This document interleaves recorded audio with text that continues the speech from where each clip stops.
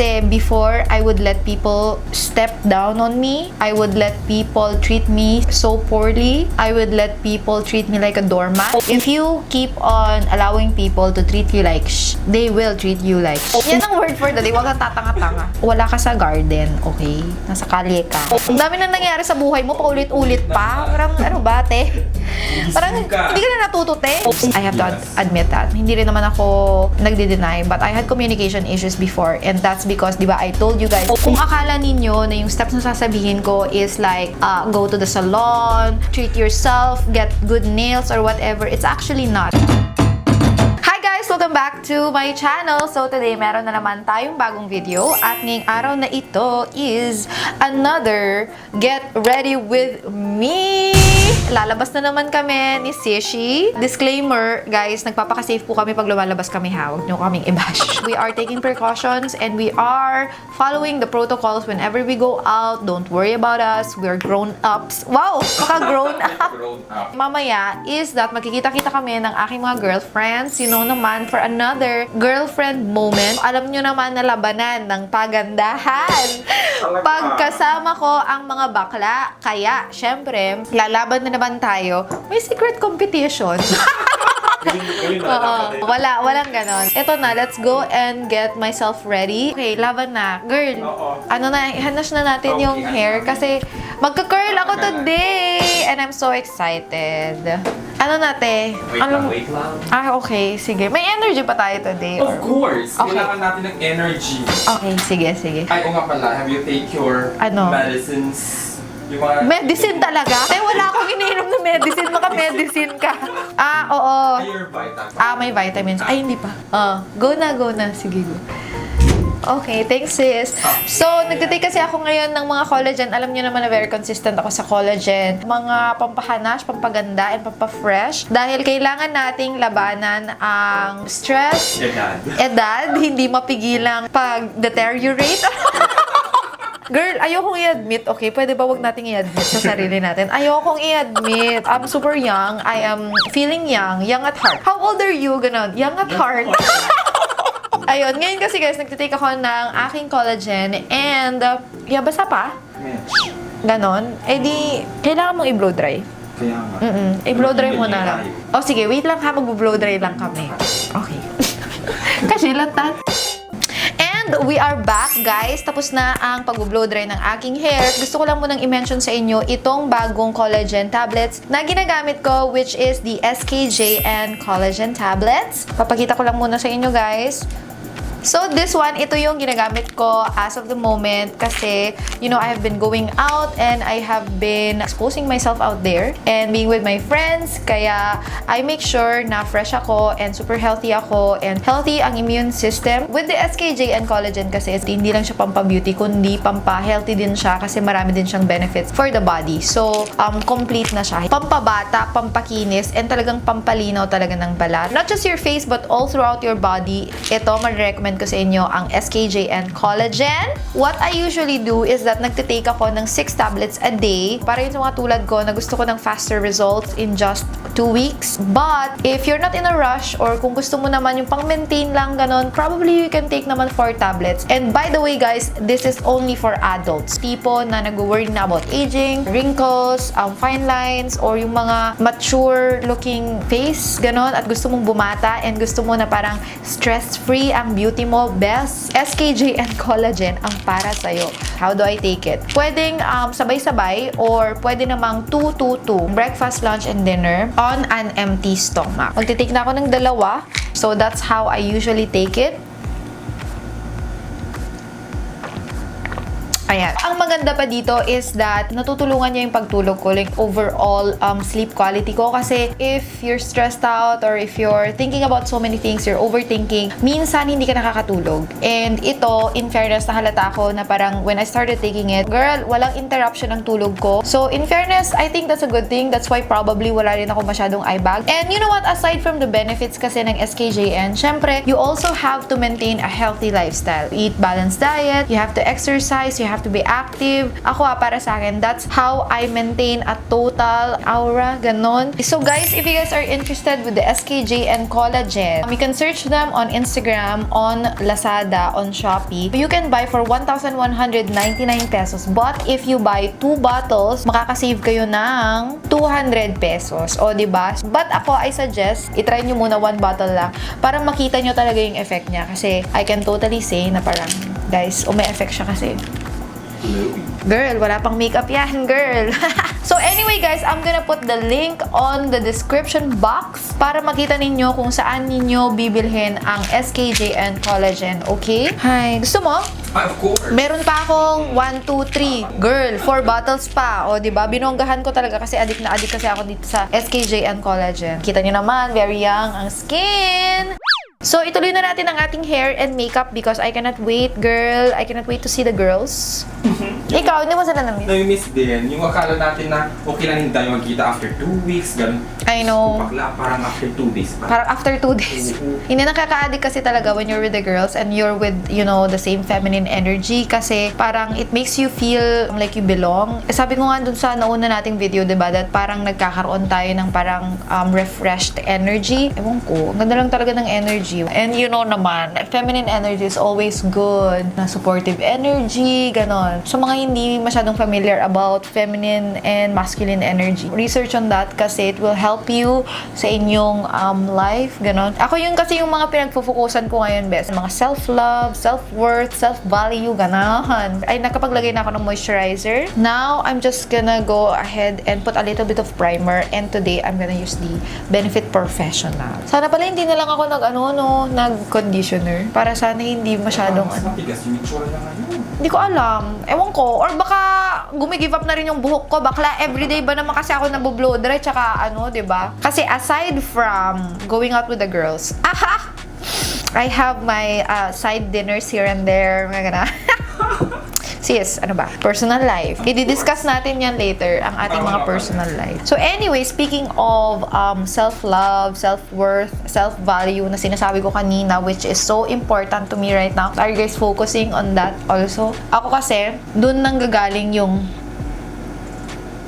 doon nanggagaling yung utmost energy ko. I think from everything that I have been doing in the past couple of years is doon ko ina-absorb. Kasi maraming nagme-message kasi sa akin sa IG asking me, how do you do it? How do you stay positive? In fairness sa IG, mga angels, ang daming nagme-message sa akin na tinatanong sa akin, Ate Michelle, how do you deal with it? How do you face life? I think lahat ng yon, it all boils down to my self-love or to my self-worth or sa aking self-value, how I see myself as a girl or as a person. I am a true believer that if you have self-value, if you have self-love, yun yung magiging driving force. Yes, yun yung magiging driving force mo to face everything, to fight, diba? The challenges in life. For example, if you're the kind of girl na sobrang baba ng self-esteem, sobrang baba ng confidence, sobrang baba ng self-value, self-worth, self-trust, how will you be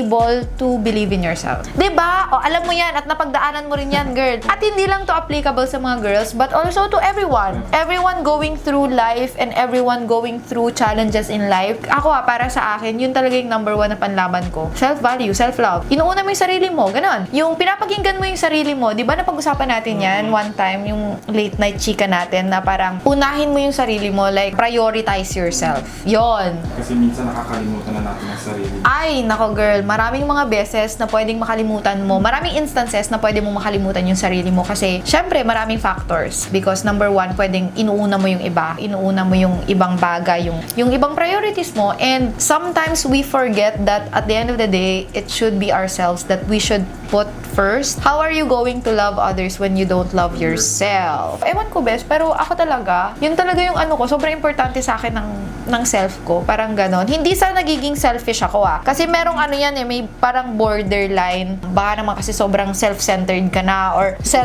self-absorbed ka na. Iba na yon, girl. Oo.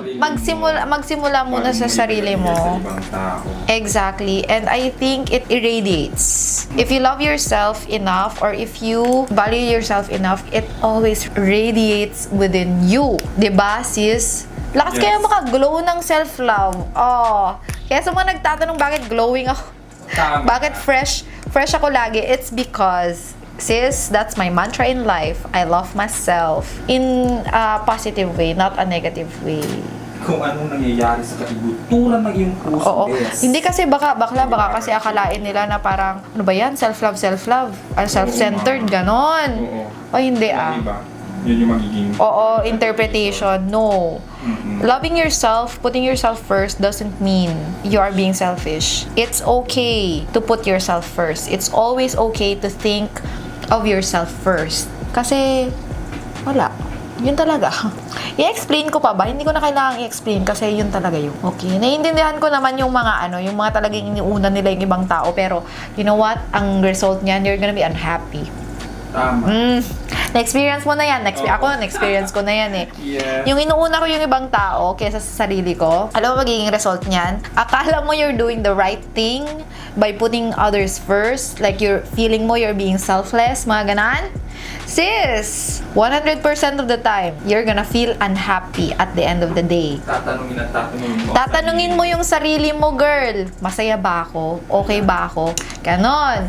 Pero, will lead you into anxiety, depression. O, di ba mga parang kailangan mo lang talaga magkaroon ng parang healthy outlook in life. I cannot stress enough how important it is. Kumbaga, yun yung foundation ng lahat. Yung self-love ba na-apply natin sa ating mga career, gano'n? Oo naman, girl. Bakit mo ako tinatanong? Ikaw nga pinagdaanan mo yan, di ba? Alexa Real was in a career that sometimes made him doubt himself.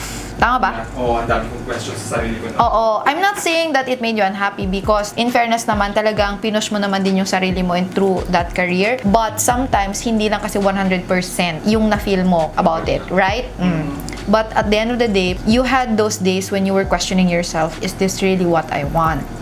Diba? And dito na pumapasok yung self-value and self-worth or self-trust. Tanungin mo yung sarili mo, is this what you really want? One indication na you're not happy with your career is that when you go home, you feel so tired. When you wake up in the morning, you feel like you don't wanna go. Yun yung number one indication na, girl, you're doing it wrong. Okay? It gives you anxiety, it stresses you out. Kumbaga, pagising mo ba lang ng umaga yung parang, work na naman. Gets? Monday na naman. Ganon. For me, kasi supposedly, if you're working, it's supposed to grow you or it's supposed to parang make you feel like every day you're learning something new, every day you're experiencing something new. It's supposed to build you and grow you as a person. But if what you're doing doesn't do that, then sis. Although I do understand that a lot of you are scared to take the big decision or scared to face the reality of it. But you know what? Diyan na nga yung sinasabi ko na pagpasok ng self-value and self-worth. Because if you value yourself enough, you wouldn't want to be in a place where it's not making you happy. Hindi lang ito about career but also in relationships. Yan, pasok sa love life. Pasok sa love life. Not just romantic relationships, but any kind of relationship, okay? Any kind of relationship where you feel like yung self-value mo is naaapakan or naaapektuhan, sis, check again kasi you might, have the wrong people around you. Sorry to say. Reality check. Reality bites. Di ba, sis? Kailan mo na-feel yung mga self-value na yan pala? Before, I have such low self-esteem, low self-trust, and low lahat. Super low. Kasi before, I would let people step down on me. I would let people treat me so poorly. I would let people treat me like a doormat. I would let people parang say bad things about me. That was before. Kasi sobrang nun, hindi ko nun alam kung saan ko kasi huhugutin yung self-love. Paano? Saan manggagaling? I don't know. These are things that you didn't learn at school. Hindi ko alam nun kung paano ko talaga unahin yung sarili ko. At first, hindi mo naman malalaman kasi still you're learning, you're growing, you don't know so many things. And sometimes you don't even know the answer. Most of the time, actually, 100% of the time, you don't even know the answer. But then, once you have... once you've experienced and once you've learned so many lessons all throughout, dyan na nagbe-build yung self-worth mo, if you're growing or if you're aging, pangit ang word na aging, nabibuild yung kumpiyansa mo sa sarili mo. Alam mo yun? Oo, kumbaga, huwag ka namang sobrang tanga na parang dami na nangyari sa buhay mo, paulit-ulit pa. Parang, ano ba, te? Parang, hindi ka na natuto, te. Ano ba, kailangan bang iuntog ka sa pader para lang matuto ka? Parang wag naman ganun, te. Wag matigas yung ulo. Hindi kasi totoo, kasi marami sa atin matigas yung ulo. Ako din naman at some point, sobrang tigas din ng ulo, kaya sobrang tagal ko rin natuto sa mga bagay-bagay. Pero, alam mo, wala nangyayari talaga na parang, te, kailangan mo nang matuto, te. Hindi na pwede yung pa-banjing-banjing, yung hindi na pwede yung para-relax na parang, hindi, okay lang yan. Yung parang iiyak ko na lang, mga ganun. Ha? Magpila ka. You have to know kung sino, ano, ang worth your tears. Because you cannot just cry every time. You cannot just cry it out na parang think that it's okay. No. Self-worth also tell you na parang, is this worth the cry? Or is this worth the loneliness? Is this worth the sadness? Or is this worth the self-pity and all? And then, later on, you're gonna realize, no, it's not. Because my tears are expensive. Should be able to at least say that. Mahal yung tears ko, best. Not everyone deserves it. Ganon. Diba, sis? Dapat lang. Okay lang naman na umiyak. Okay lang. Okay lang umiyak, don't get me wrong, ha? Okay lang umiyak, mga bakla. Pero wag lang yung parang lahat dinadaan nyo sa iyak. Ay, oo. You have to stand up and you have to fight and you have to know at least what is right. Parang ganon, for yourself. For your own damn self, girl. Diyos ko. Kaya huwag kang tatanga-tanga. So, yan ang word for the day. Huwag kang tatanga-tanga. Hindi, gusto ko sinasabi yan talaga. Huwag kang tatanga-tanga. Wala ka sa garden, okay? Nasa kalye ka. Ganon. Ay, oh my God, wait lang. Nakalimutan ko nang sabihin yung ginagawa ko sa makeup po. Na-enjoy na natin yung chikahan na hindi ko na na-discuss yung ginagawa ko. So, nag-eyeshadow na po ako. The eyeshadow that I'm using is the Filipiniana eyeshadow by Features and Shades. This is the Sinisinta. Ano, kumusta yung curls ko dyan, sis? I think it's doing great. Judge mo na lang mamaya. It's really, really important to know your standards. Your standards, your boundaries, what you allow people to do to you. If you keep on allowing people to treat you like they will treat you like you teach people how to treat you.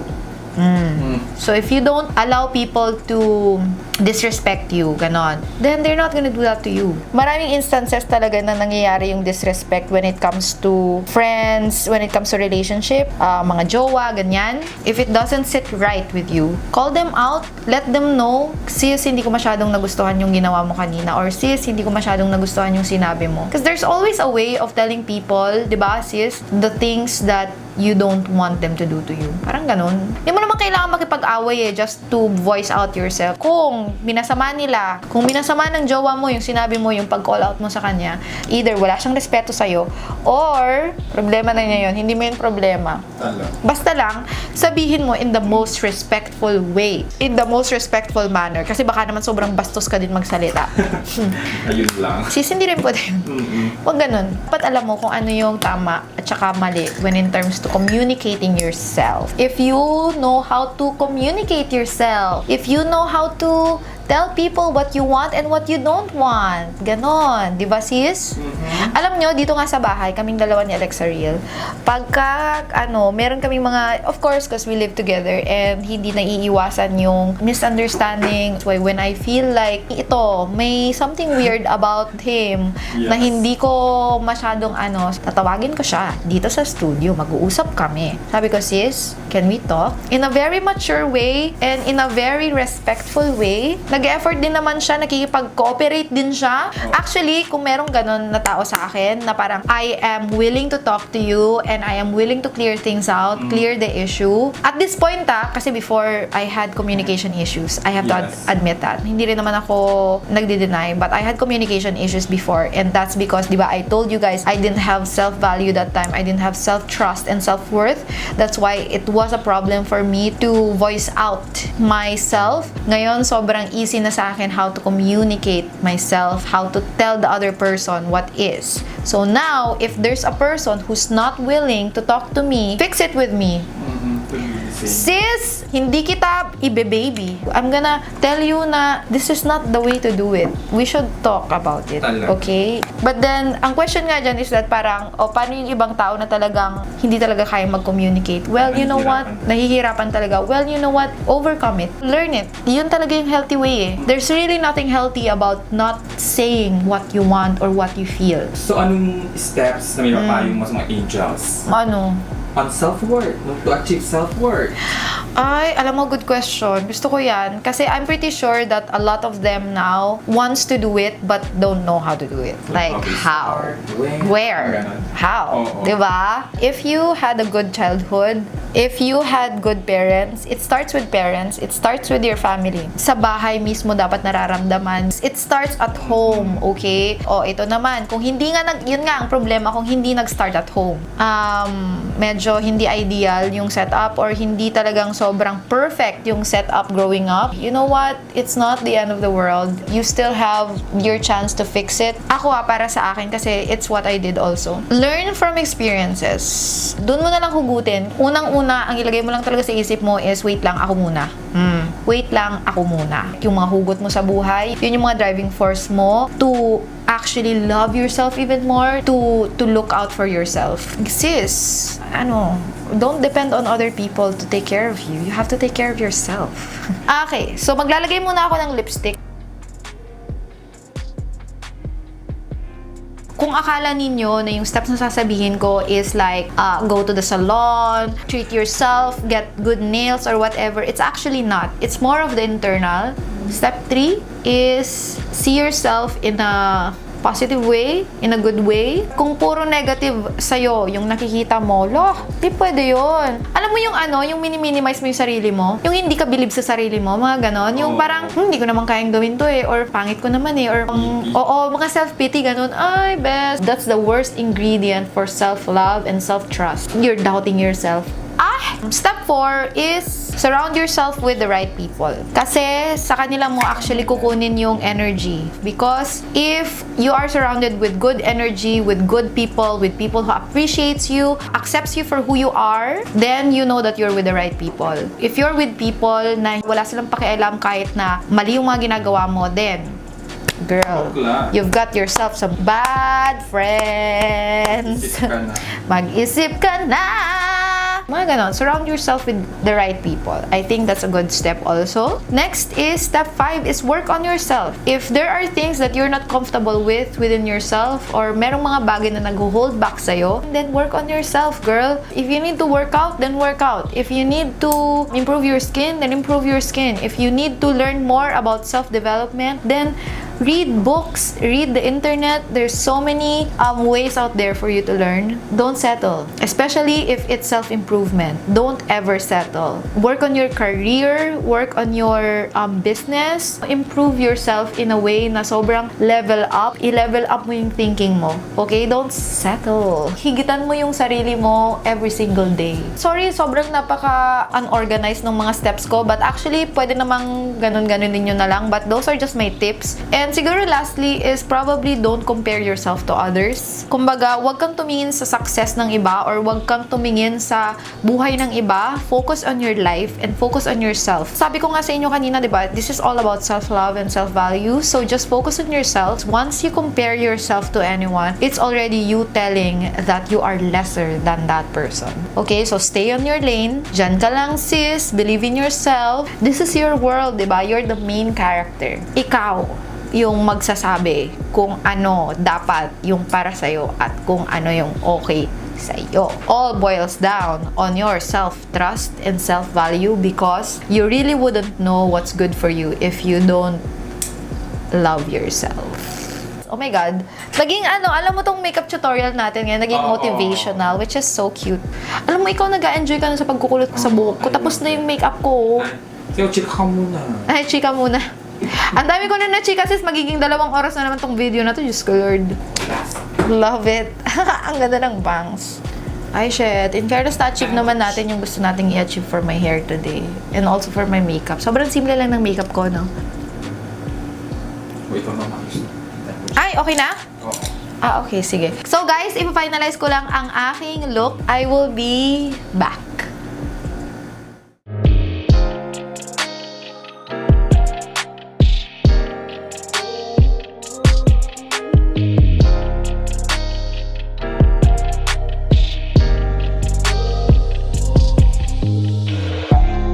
O, diba? Sana nagustuhan ninyo ang ating fight na look. Please don't forget to check out SKJN Collagen because ito ang total pampa-fresh. Ayun, thank you for watching this video and sana nagustuhan ninyo and mag-comment kayo sa baba and please don't forget to like this video. And see you on my next video in 5, 6, 7